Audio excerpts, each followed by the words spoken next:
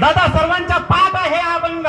हा, आमच्या गायनाचार्यांच्या पाठ आहे, मृदंगाचार्याच्या पाठ आहे, माझाही पाठ आहे. अरे हे बारकाली मुलं आहेत ना, त्यांच्याही पाठ आहे. ती आजी खांबाला पाठ टेकून बसली ना, त्या आजीच्या सुद्धा पाठ आहे. नका बघू. हा, विठाला विठाला.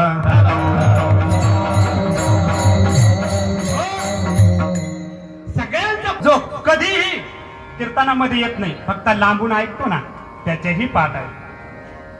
अभंग सगळ्यांच्या पाठ आहे. ते तर जाऊ द्या, सिस्टमवाले भाऊ बसले ना, एवढा कडक आवाज दिला, त्यांचेही पाठ आहे. म्हणजे अभंग कोणाच्या पाठ नाही असा माणूस सापडणार नाही. अभंग फार गोड आहे. या अभंगातून मागणी करतात. हो, मागणी करतात. आपल्याला देवाकडे मागायचंय. काय मागताय तुकोबाराय? तुकोबाराय म्हणतात, हे चिदान देगा देवा, तुझा विसर न व्हावा, विसर पडून देऊ नको. बरं, मला एक सांगा, मागणारा श्रेष्ठ असावा का देणारा? तुमचं काय मत आहे बाबा? हा, बाबा म्हणतात देणारा श्रेष्ठ असावा, पण मी म्हणतो मागणारा श्रेष्ठ असावा. तुम्ही म्हणता कसं? मी पटवून देतो. भजन करा, विठाला विठाला.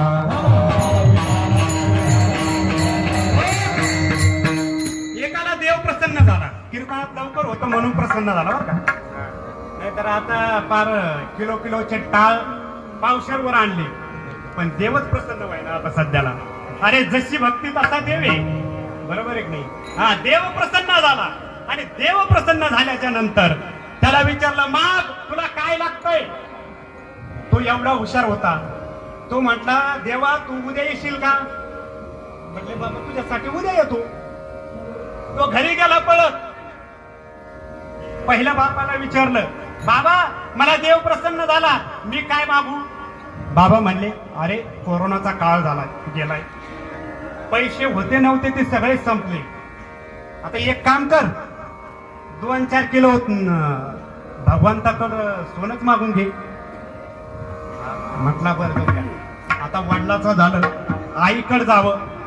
मग आईकडे गेला आणि आईला म्हटले, आई मला भगवंत प्रसन्न झालेत, ते उद्या येणार आहे, मी काय मागू? आईला दिसत नव्हतं. आईला म्हटलं, आई म्हटली, बाळा मला दृष्टी दे बरं का. भगवंताने विचारलं तर मग दृष्टी माग भगवंताकडे. आईला दृष्टी द्या म्हणावं. बर, मग बायकोकडे गेला. बायकोला विचारलं, अगं मला देव प्रसन्न झालाय, मी काय मागू देवाला?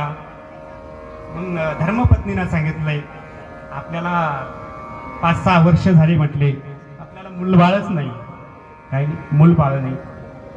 तुम्ही आपल्याला एखादं संतती मागून घे. मग सगळ्यांचं ऐकलं बाबा.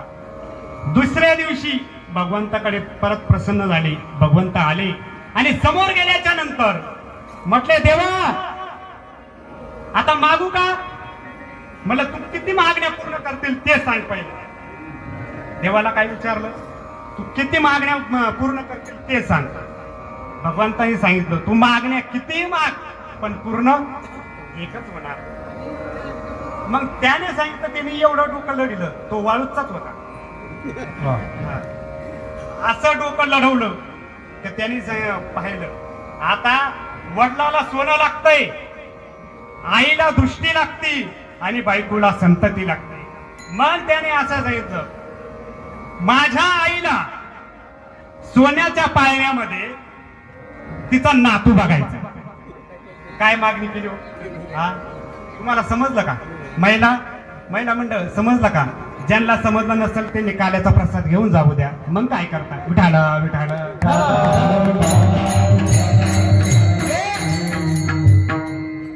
सोन्याच्या पाळण्यामध्ये नातू बघायचा म्हणजे आईला दृष्टी द्यावा लागेल. नातू बघायचा ना, तर आईला दृष्टी द्यावा लागेल. सोन्याच्या पाळण्यामध्ये बघायचा म्हणजे सोन्याचा पाळणा द्यावा लागेल, म्हणजे बापाला सोनं आलं. आणि धर्मपत्नीला संतती लागत होती, म्हणजे त्या ठिकाणी नातू बी बघायचा होता, म्हणजे संतती ही प्राप्त झाली. म्हणजे असं मागणं होतं. मग आता कोण श्रेष्ठ झालं?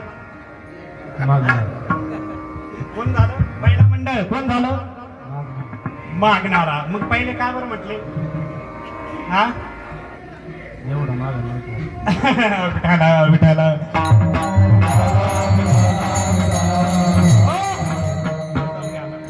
तुमच्यासाठी दुसरा. तुम्ही काय बोलले होते बाबा? काय म्हटले होते? देणारा काय? हा, देणारा श्रेष्ठ असावा. तो बी तुम्हाला सांगून जातो, तो बी श्रेष्ठच आहे. बघा आता पार्टी बदलू नका फक्त लगेच. हा ऐका, देणाराही श्रेष्ठ आहे आणि मागणाराही श्रेष्ठ आहे. देणारा कसा श्रेष्ठ आहे? हा, कर्ण जेव्हा झोपेत होता तेव्हा त्याला स्वप्न पडलं. कर्णाचा बाप कोण आहे? सूर्यदेव. मग सूर्यदेवाने स्वप्नात येऊन सांगितलं, कर्णा उद्या तुझ्याकडे इंद्र मागण्यासाठी येणार आहे. तुझे काय असं काही मागणार नाही, सोनं नाही, गाई नाही, असं दुसरं काहीच मागणार नाही. तुझे कवच कुंडल मागणार. कवच कुंडल कर्णाचा प्राण होता महाराज. प्राण होता. कवच कुंडलाशिवाय तो युद्धही जिंकू शकत नव्हता. कवच कुंडल जोपर्यंत आहे तो रणांगणामध्ये कधीच हरत नव्हता. आणि तेच कवच कुंडल मागण्यासाठी इंद्र त्याच्या दरबारात आला. आता हे असं स्वप्न पडलं आणि दुसऱ्या दिवशी तसंच घडलं. इंद्र त्याच्या दरबारामध्ये आला ब्राह्मणाचं रूप देऊन. म्हटले भिक्षामध्ये भिक्षा बाळा. म्हटले काय लागतं? मला सोनं लागतं, नाणं लागतं, काय लागतं? मग कर्णाने सांगितलं तुम्हाला काय लागतं? म्हटले मला दुसरं काहीच नको, मला फक्त तुमचे कवच कुंडल द्या. लगेच कर्णाला लगेच रात्रीच्या स्वप्नाची आठवण झाली. वा, माझ्या वडिलांनी सांगितलं होतं तुझ्याकडे इंद्र देईन. अरे माहीत असून सुद्धा त्याने तलवार आणली आणि कवच कुंडला कापून काढले आणि त्या इंद्राला दिले. आणि इंद्र ब्राह्मणाच्या स्वरूपातून इंद्र तयार झाला. म्हणजे अरे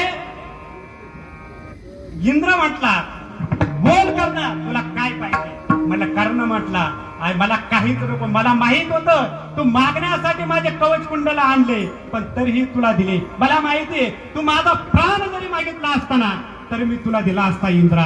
माझ्या वडिलांनी मला स्वप्नात सांगितलं होतं. मग आता मला एक सांगा, कवच कुंडला त्याचे प्राण होते तरी त्याने दिले. मग आता देणारा श्रेष्ठ आहे का मागणारा? दोन्ही श्रेष्ठ आहे. विठाला विठाला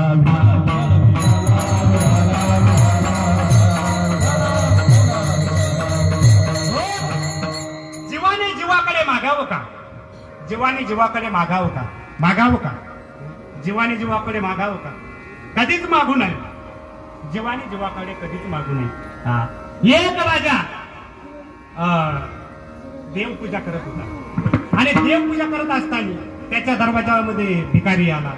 पाहिलं राजा पूजा करतोय. पूजा झाल्यानंतर राजाने सांगितलं मला धन दे, मला दौलत दे. असं मागणं मागू लागला. कोणाकडे? देवाकडे. ते भिकाऱ्याने पाहिलं आणि भिकाऱ्याने पाहिल्यानंतर त्याची देवपूजा आटोपली. त्या राजाची उठला आणि त्या भिकाऱ्याकडे आला. त्या भिकारीने पाहिले हात मागतोय म्हणजे ते निघायला लागला. मग त्याने सांगितलं ए भिकारी दादा थांब. तो थांबला. म्हटले का रे तुला काहीतरी लागतंय ना? म्हणजे लागत होतं पण आता लागत नाही. म्हणे महाराज असं कसं लागत होतं ना आता लागत नाही? म्हटले तुम्ही जेव्हा पूजा करत होता ना तेव्हा तुम्ही देवाकडे काय मागत होता? मला सोनं दे, मला राज्य दे, मला गायी दे असं मागत होता ना, ते मी ऐकलं. आता तुम्हीच जर मागत असाल मग तुम्ही कोण झाला? भिकारी झाला. आता मी सुद्धा मागण्यासाठी आलो. मी कोण आहे? मग भिकारी ने क्या मागना? बरोबर आहे की नाही? तसं जीवाने जीवाकडे कधीही मागू नये. बरे का? जीवाने जीवाकडे मागू नये. मग कोणाकडे मागावं? अरे भगवान परमात्माकडे मागावं. तसं पाहिलं तर भगवान परमात्मा कोणी? तोची एका दान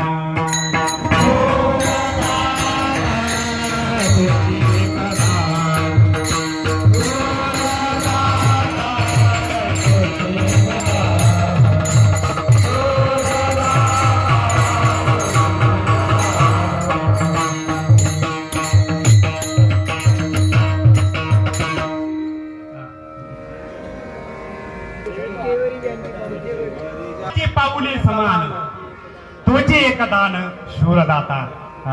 होतं कधी कधी मग वयाच्या मानाने विठाला विठाला.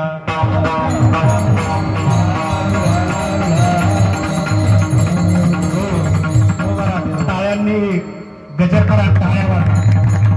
छत्रपती शिवाजी महाराज की जय. खूप असं सुंदर महाराजांचं स्वरूप या ठिकाणी उपस्थित आहे. बाल शिवाजी छत्रपती बाल शिवाजी महाराज. धन्य माता पिता धन्य माता पिता तयाची या विठाला विठाला.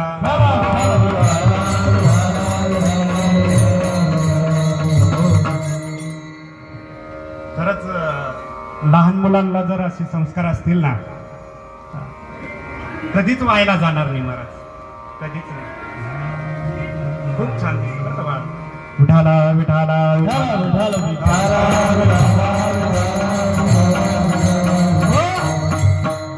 जीवाने जीवाकडे कधीही मागू नाही दादा.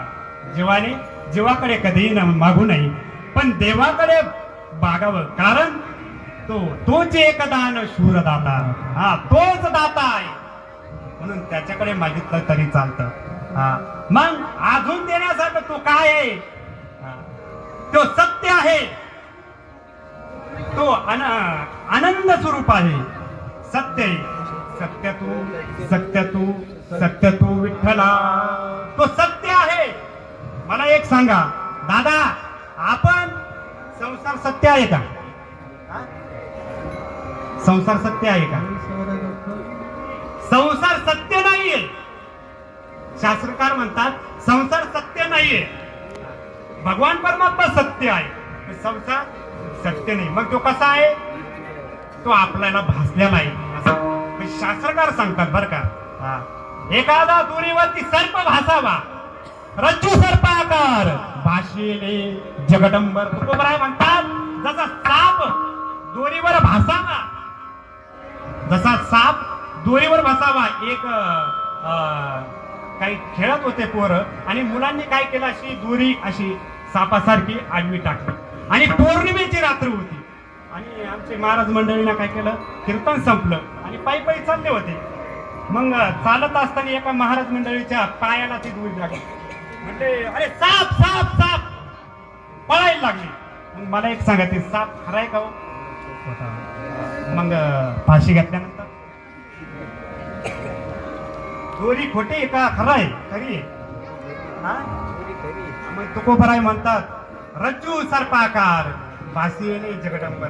अरे ती दोरी खोटी आहे आणि हा दिसणार जगतही खोट आहे. मग काय आहे तो सत्य भगवान परमात्मा आहे. विठाला विठाला.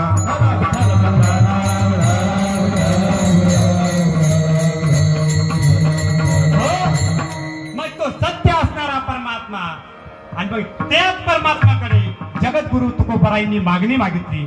पण मागणी मागत असताना एक शंका येते. शंका येते. काय शंका येते दादा ऐका ना. शंका येते की जगद्गुरु तुकोबरायांची पहिली जरी पिढी पाहिली तरी ते देवापुढे काहीच मागत नाही. काही मागणे हे आम्हाला देता.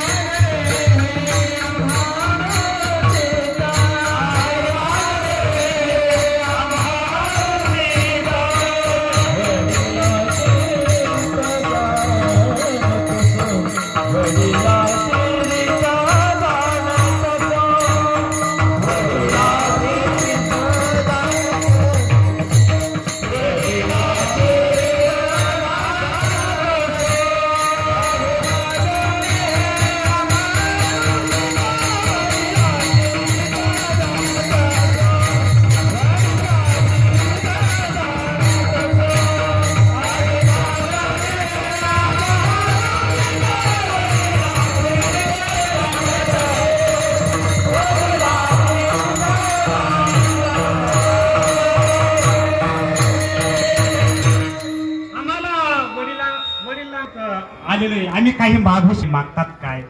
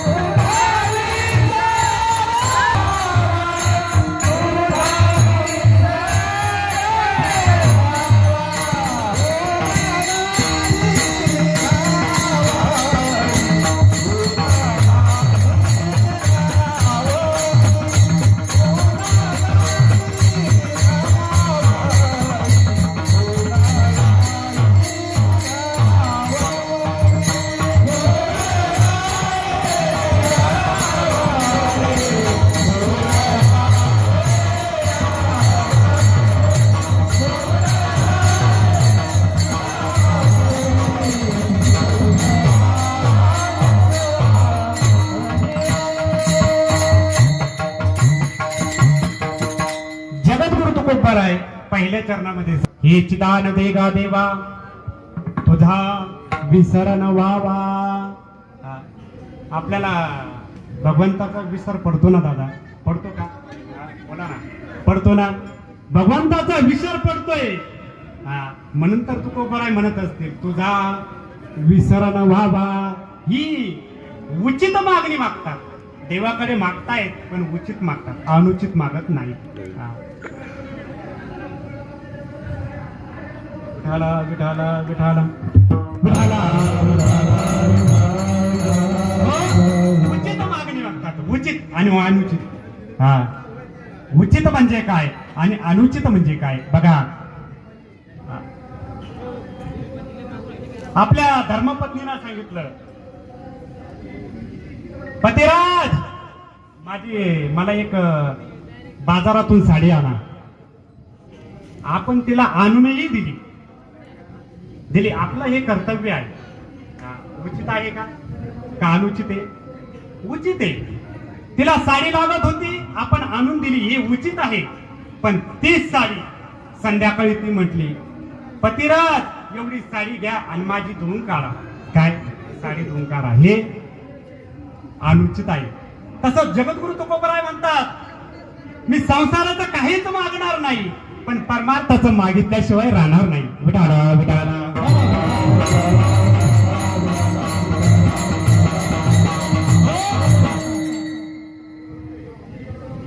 तुकोबराय म्हणतात तुझा विसर पडू देऊ नको. आपल्यालाही विसर पडतो, पण विसर का पडतो? हे मन आहे का? हे मन बरं चंचल मन आहे. चंचलम ही मन कृष्ण प्रमाती बलवत दृढम. एवढं दृढ आहे पण चंचल आहे. बघा आपलं मन आता सध्याला इथं आहे, पण आता हा आवाज येतोय, मन जात का नाही? माझं कीर्तनात सुद्धा लक्ष लागाना का? हा आवाज चालू आहे म्हणून. मन किती चंचल आहे. एखाद्याने जर घराला कुलूप लावली, अरे आपण कुलपाला झटका देण्याचं राहिलंय बरं का, हे किती मन तिथं जाऊन येतं. कीर्तनात जरी बसेल असलं तरी मन तिथं जाऊन येतं. बरोबर आहे की नाही दादा? मग परमार्थ करत असताना मनाची जरुरी राहते, मन ठिकाण्यावर पाहिजे. देवा माझा